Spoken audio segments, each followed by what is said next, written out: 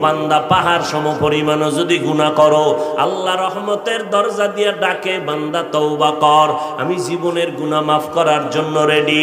ও বান্দা, শয়তানের ধোকায় পড়ে গুনাহ করেছো, আমি আল্লাহ কিন্তু কাউকে জাহান্নামে দিতে চাই না। আমি জাহান্নাম বানাইছি ঠিকই, কিন্তু আমি আমার কোনো আদরের বান্দারে জাহান্নামে দিতে চাই না। তো জাহান্নামটা বানাইছেন কেন? কয় কিছু গাদ্দার আছে, এরা ইচ্ছা করে জাহান্নামে যেতে চায়। কয় এত আমল লাগে না, এত সওয়াব দিয়া করব কি? সবাই যদি জান্নাতে যায়, জাহান্নামে যাবে কে? এই বেয়াদবের জন্য আল্লাহ কয় জাহান্নাম বানায় রাখছি। ও গাদ্দারও যখন যেতে চায়, একটু গিয়া মজাটা বুঝে আসুক। এরকম বেয়াদব আছে না? সব জান্নাতে গেলে জাহান্নামে যাইবে কে? আল্লাহ কয় তোর জন্যই জাহান্নাম। এরে নবীর আশিক, আল্লাহ পাক রব্বুল আলামিন বলেন, এরে গোলাম, তওবার দরজা খুলে রাখলাম। আমি চাই না কেউ জাহান্নামে যাবে, আমি চাই সবাই জান্নাতে যাবে। আমি কেমন চাওয়া চাই? হিসাব ছাড়া যেন সবাই বিনা হিসাবে জান্নাতে যায়। কারণ হিসাবের কাঠগড়ায় দাঁড়াইয়া কেউ যদি জান্নাতে যেতে চায়, জাহান্নামের শাস্তি ভোগ না করিয়া জান্নাতে যেতে পারবে না। এরে নবীর আশিক, বিনা হিসাবে যদি জান্নাত পেতে চাও, আল্লাহর ওয়াদার হলো মুসলমান না হইয়া কবরে আসবা না। মুসলমান হইয়া কবরে যাওয়ার মানে কি? বলে বান্দা, তোর অন্তরটারে গুনাহ থেকে পবিত্র বানাইয়া কবরে আয়। আমি আল্লাহ কিয়ামতের আগ পর্যন্ত কবর বেহেশতের বিছানা বানায় দিব, জান্নাতের সাথে রাস্তা বানায় দিব, জান্নাতের হাওয়া বাতাসে তুই আরামে ঘুমাবি। আল্লাহ পাক রব্বুল আলামিন হাসরের ময়দানে হিসাব ছাড়া জান্নাতে পাঠায় দিবেন। আল্লাহ চান বিনা হিসাবে জান্নাতে দেওয়ার জন্য। যদি বিনা হিসাবে জান্নাত পেতে চাও, তওবার মাধ্যমে বান্দা গুনাহ থেকে অন্তরকে বাঁচাও। পিছনের গুনাহ থেকে বান্দা ইস্তেগফার আর তওবা করো, আর গুনাহ করবা না। সামনের জীবনে যেন গুনাহ না হয়, তাকওয়া আল্লাহর ভয় অন্তরে জমা করো। একা একা পারবা না, কারণ শয়তান চতুর্মুখী ষড়যন্ত্র করতেছে। জিন শয়তানও চক্রান্ত করে, মানুষ শয়তানও চক্রান্ত করে, মানুষ শয়তান চক্রান্ত করে। এত তাড়াতাড়ি মসজিদে যাওয়ার দরকার নাই, এত অল্প বয়সে দাড়ি রাখার দরকার নাই। বিয়া শাদির পরে মাইয়া বলা হইলে দাড়ি রাখবি, এত তাড়াতাড়ি বুড়া কেন হবি? টুপি মাথায় দেওয়ার দরকার নাই, বলেনি? মানুষ শয়তান, ওই মানুষ শয়তানের প্ররোচনায় পড়বি না রে বাবা। তওবা কর, একজন খাঁটি আল্লাহওয়ালার সাথে সম্পর্ক রাখো। যেই আল্লাহওয়ালার কাছে গেলে নবীর সুন্নতের আমলের মোহাব্বত বাড়ে, চোখে পানি আসে, কান্না আসে, জাহান্নামের ভয় অন্তরে জমা হয়। এমন উলামায়ে আহলে হকের পরামর্শ নিয়ে আমল করো। আর ফাঁকে ফাঁকে তোর মা যদি থাকে, মা বাবা থেকে একটু দোয়া নিয়ে চল। কারণ মা বাবায় যদি মাথায় হাত দিয়া দোয়া করে দেয়, আর সে আজিমে পৌঁছতে সময় লাগবে না। ওই মা বাবার দোয়া নিয়ে সামনে আগাইও। ও পর্দার আড়ালের আম্মা জান, আল্লাহ আপনাদের এত সম্মান দান করেছেন। আপনারা নবীদের মায়ের মতো মা, সাহাবায়ে কেরামের মায়ের মতো মা। আপনারা আয়েশা রাদিয়াল্লাহু আনহার মতো নারী, খাদিজা রাদিয়াল্লাহু আনহার মতো নারী, ফাতেমা রাদিয়াল্লাহু আনহার মতো নারী। এরে আম্মা জান, এই জমিনে যত ভালো ভালো সন্তান আসছে আপনাদের অবদানের কারণে। এসপি সাহেবের ব্যবহার ভালো, মায়ের অবদান। এমপি সাহেবের ব্যবহার ভালো, মায়ের অবদানের কারণে। ওসি সাহেবের ব্যবহার ভালো, মায়ের অবদানের কারণে। ও আল্লাহর বান্দা চেয়ারম্যানের ব্যবহার বড় ভালো। এটা তাদের ব্যক্তিগত কোনো বাহাদুরি না, সব ভালোর পেছনে আছে মায়ের দোয়া, মায়ের অবদান। মা ভালো, মায়ের আদর্শ ভালো, নামাজ পড়ে, সন্তানও আদর্শওয়ালা হয়। যেই মায়ের আদর্শ দুর্বল, ওই সন্তানগুলো আদর্শের লাইনে দুর্বল হয়। ও যুবকেরা, এতক্ষণ তোমাদের পায়ে হাত দিয়া বিনয়ের সাথে বয়ান করে একবারও বলি নাই আল্লাহরে মানতে যাইয়া চাকরি করা যাবে না, একবারও বলি নাই ব্যবসা করা যাবে না, বলি নাই স্কুল সাইরাম মতো হুজুর হইয়া যাও, একবারও বলি নাই রে বাবা। বরং আমি সাহস সাহস দিয়া বললাম, স্কুলে যারা পড়ো সেই পড়া ছাড়বা না, কলেজে লেখাপড়া করা বন্ধ করবা না, ডাক্তারি পড়ো আলহামদুলিল্লাহ, ইঞ্জিনিয়ারিং পড়ো আলহামদুলিল্লাহ, প্রফেসর হও আলহামদুলিল্লাহ, দোয়া করে গেলাম, ওই লাইনে লেখাপড়া চালাও।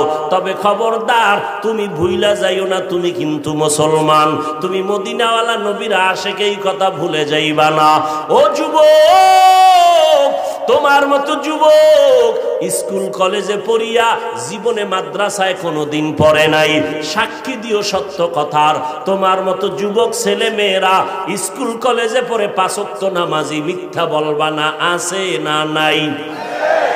তোমার বিবেকের কাছে প্রশ্ন, আল্লাহ পশুরে আকল দেয় নাই ভালো মন্দ যাচাই করার, আশরাফুল মাখলুকাতের আল্লাহ পাক বিবেক দান করেছেন, তুমি বিবেক দিয়া জবাব দাও, তুমি কেন নামাজ পড়তে পারো না? তোমার মতো যুবক র্যাব, আর্মি, পুলিশ, বিডিআরের চাকরি করে 5 বেলার নামাজ পড়ে, তুমি কেন পারো না রে বাবা? তোমার মতো যুবক সন্তান রাস্তায় গাড়ি চালায় 5 বেলার নামাজ পড়ে, তুমি কেন পারো না? তোমার মতো যুবক নদীর মধ্যে মাছ ধরে 5 ওয়াক্ত নামাজ পড়ে, কৃষি কাজ করে, নামাজ ছাড়ে না, তুমি কেন পারবা না? ও বুড়ারা, আপনাদের মতো কত বুড়া লাঠি হাতে নিয়ে কষ্ট করে মসজিদে গিয়া 5 বেলার নামাজ পড়ে, আপনি বুড়া কেন পারেন না? পর্দার আড়ালের আম্মা জান, আপনার মতো কত মা পর্দা করে, স্বামীর খেদমত করে, মাল হেফাজত করে, 5 ওয়াক্ত নামাজ পড়ে, তাহাজ্জুদও পড়ে। ও আম্মা জানেরা, আপনারা কেন পারবেন না? ওরে যুবক, এখনো তওবা করার সময় আছে, মনটারে একটু মাঝে মাঝে বুঝাইও। আমার মতো যুবক যদি স্কুলে পড়িয়া নামাজ পড়ে, আমি কেন পারি না? মনে হয় আমার আল্লাহ বুঝি গুনার কারণে বেজার, মা বাবার মনে হয় অভিশাপ তোর কপালে লাগছে রে যুবক, ওই মা বাবার কষ্ট মনে হয় তোর কপালে লাগছে, এই কারণে মোনাজাতেও তোর চোখে পানি আসে না, নামাজের জন্য দিলটা একবারও কাঁদে না। অথচ তোর পাশে কত যুবক নামাজের সময় পাগলের মতো হয়ে যায় নামাজ পড়ার জন্য, যখন মোনাজাত দেয় চোখের পানি ছেড়ে কান্না করে, আলেম ওলামা পাইলে দৌড়াইয়া গিয়া দোয়া নেয়, মা বাবার সাথে ব্যবহার ভালো করে। ও পর্দার আড়ালের আম্মা জানেরা, সন্তানটারে ডাক্তার বানাবেন, বাধা নাই, তবে কোরআনওয়ালা আদর্শ ডাক্তার বানায়া যাবেন। সন্তানটাকে ইঞ্জিনিয়ার বানাবেন, বাধা নাই, তবে কোরআন পড়নেওয়ালা আদর্শ ইঞ্জিনিয়ার বানায়া যাবেন। আপনার সন্তানের ব্যবহারে যেন কোনো উলামায়ে কেরাম কষ্ট না পায়, আপনার সন্তানের ব্যবহারে যেন মুরব্বীরা কষ্ট না পায়, আপনার সন্তানের আচরণে যেন মা বাবারা কষ্ট না পায়, সন্তানের আচরণে যেন বন্ধু বান্ধবেরা কষ্ট না পায়। ও যুবক, ওই মা বাবার দোয়া সারা পরীক্ষায় ভালো নাম্বার পাও নাই, আল্লাহর জাতের কসম, ওই মা বাবার চোখের পানি আর দোয়ার কারণে আজকে চেয়ারে বসতে পেরেছি, ওই মা বাবার চোখের পানি আর দোয়ার কারণে তুমি টাকার মালিক, বাড়ি গাড়ির মালিক। আজকে ওই মা বাবাকে ভুলিয়া গেছো। এখনো যদি মা বাবা বেঁচে থাকে, যাও তাড়াতাড়ি মায়ের দোয়া নাও, কারণ মা যদি মাথায় হাত বুলাইয়া দেয়, দোয়া করে আর সে আজিমে চলে যাবে। ওই মা বাবারে কষ্ট দিস না রে যুবক, ওই মায়ের চোখের পানি ফালাইস না রে যুবক। আমি তো বলি বাবা, মা বাবারে যারা কষ্ট দিবি, ওস্তাদের যে ছাত্ররা কষ্ট দিবি, আল্লাহর কসম 1 বার, আল্লাহর কসম 2 বার, আল্লাহর কসম 3 বার, মরার আগে তুই পঙ্গু হইয়া বিছানায় কান্না করে কষ্ট পাইয়া মরবি, পঙ্গু না হইয়া তোর মরণ হবে না, লিখে রাখ। যারা মা বাবার সাথে বেয়াদবি করবি, মরার আগে আল্লাহ তোরে পঙ্গু বানায় দিবে, এমন অ্যাক্সিডেন্ট করবি রাস্তায় আর হাঁটার শক্তি তোর হবে না। যদি ওস্তাদ শিক্ষকের সাথে বেয়াদবি করো, রাস্তায় হাঁটবি, পা ভেঙে যাবে, অ্যাক্সিডেন্ট হয়ে যাবে। মরার আগে যদি পঙ্গু হইয়া বিছানায় কষ্ট পাইয়া মরতে চাও, তাহলে সন্তানেরা মা বাবারে কষ্ট দাও, ও ছাত্ররা শিক্ষকের সাথে বেয়াদবি করো।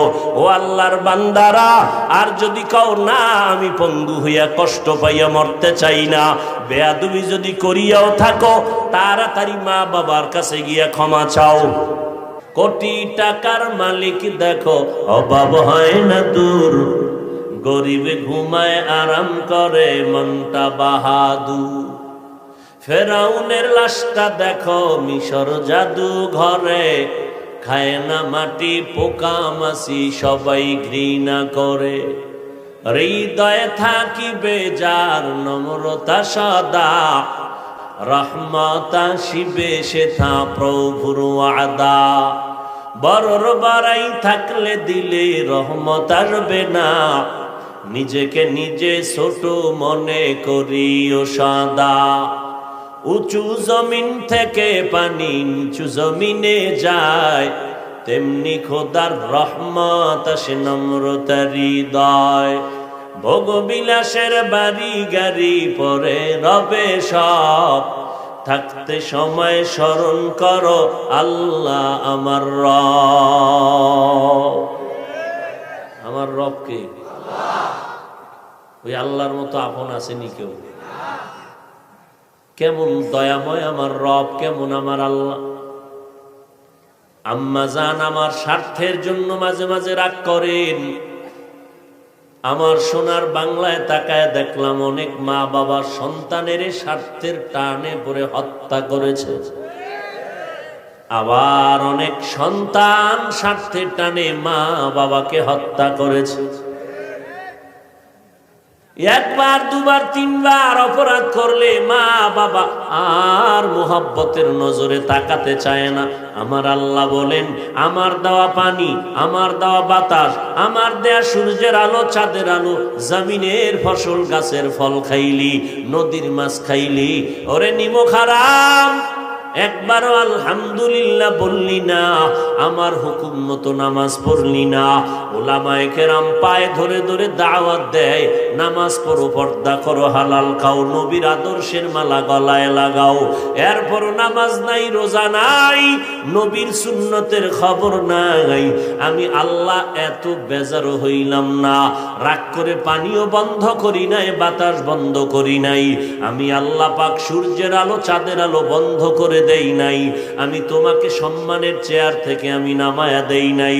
আমার ফল, আমার ফসল সব আমি রাস্তা খুলে দিলাম, ভোগ কর।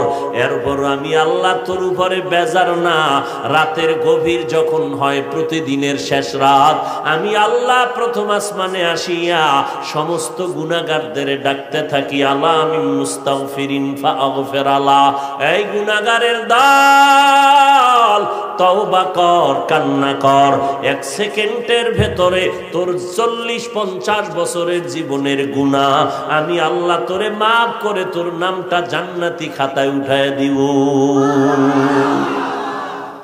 আতিনা ফি দারে দুনিয়া না হাসান, আতিনা ফি দারে উকবানা হাসান, ইয়া গিয়াসাল মুস্তাগীসি নাহদিনা লফতিখারা বিল উলুমে ওয়াল গিনা, হর গোরি দেনে কো তু তৈয়ার হে, जो न मांगे उससे तू बेजार है। ভাইরা আমার, আল্লাহ তাআলা বলেন, দায়িত্বশীল তোমার দায়িত্ব পালনের অবহেলা হইল কিনা সাবধান। আল্লাহ বলেন, ইয়া আইয়ুহাল্লাযীনা আমানুত্তাকুল্লাহা হাক্কা তুকাতিহি ওয়ালা তামুতুন্না ইল্লা ওয়া আনতুম মুসলিমুন।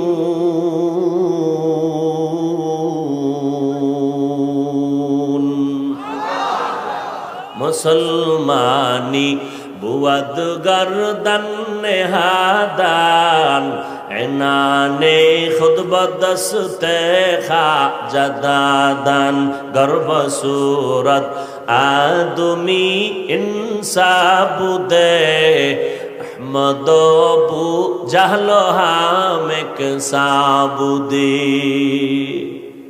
আল্লাহ তাআলা মুমিনদেরকে বললেন, এই মুমিনের দল, মুসলমান হওয়ার আল্লাহকে ভয় করার মতো ভয় করো, মুসলমান না হইয়া মরবা না।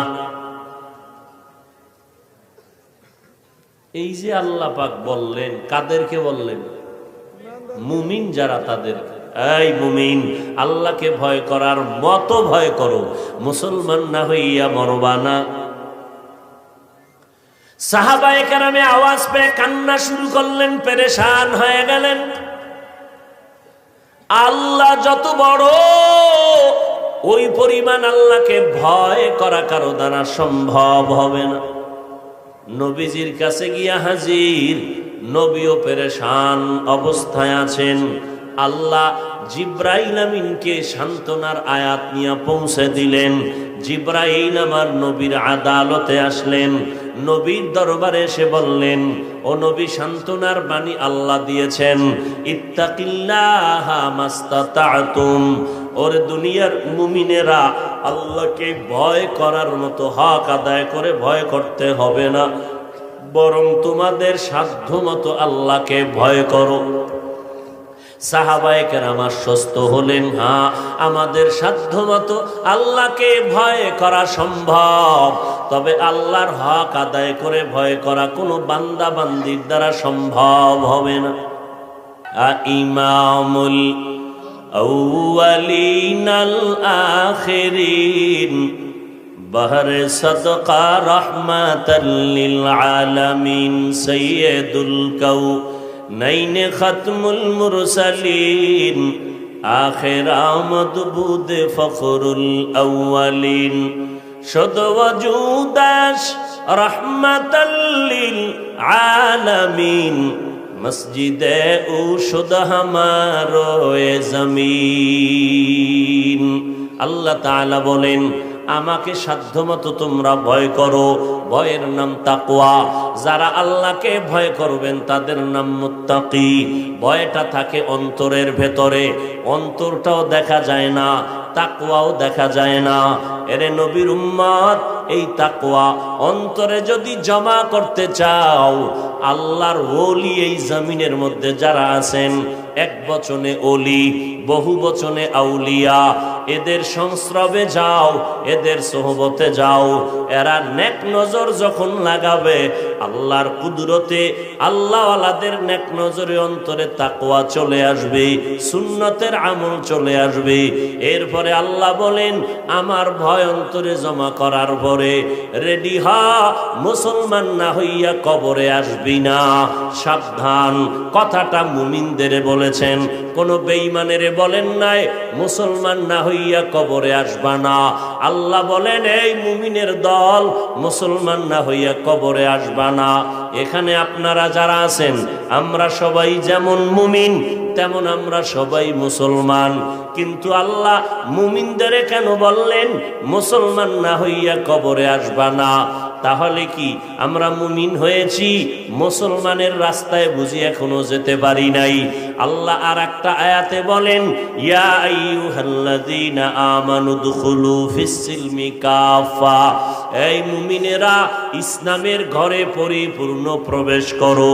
আর এক আয়াতে আল্লাহ আবার স্পষ্ট করে বলতেছেন, ইয়া আইয়ুহাল্লাযীনা আমানু আমিনু বিল্লাহি ওয়া রাসূলি, ও মুমিনেরা আল্লাহর উপরে রসুলের উপরে ঈমান আনো। আরে আল্লাহর উপরে রসুলের উপরে ঈমান আনার কারণেই তো আমরা মুমিন হয়ে গেলাম। কিন্তু আল্লাহ আবার কেন বলেন, যারা মুমিন তোমরা আবার আল্লাহর উপরে রসুলের উপরে ঈমান আনো? মুমিনের কেন ডাবল ঈমানের দাওয়াত আল্লাহ দিলেন? আমাদের সমাজে অধিকাংশ মূর্খ, ধর্মীয় জ্ঞানের অভাব, না কোরআন পড়তে পারে, আরবি না হাদিস পড়তে পারে। এই সমস্ত কিছু মূর্খতা বশত বলে, মুসলমান হইয়া মুসলমানের কেন কালেমার দাওয়াত দাও? নবীজি দাওয়াত দেশে কাফেরেরে, তোমরা কেন মুসলমান হইয়া মুসলমানের দাওয়াত দাও? আল্লাহ যদি মুমিনেরে ডবল ঈমানের দাওয়াত দিতে পারে, মুসলমান হইয়া কেন মুসলমানের দাওয়াত দিতে পারবো না? নাম্বার 2, মুসলমানের দাওয়াত বাদ দিয়া হিন্দুদের মন্দিরে যাইয়া দাওয়াতের কাজ করব, খ্রিস্টানদের গির্জায় গিয়া কাজ করব, কিন্তু ওখানে গিয়া লাভ যাই হবে এর থেকে আমার আসল ঘরের ক্ষতি হয়ে যাইতেছে বেশি। কারণ দাবি করে মুসলমান, মদিনাওয়ালার সাথে কোনো কানেকশন নাই।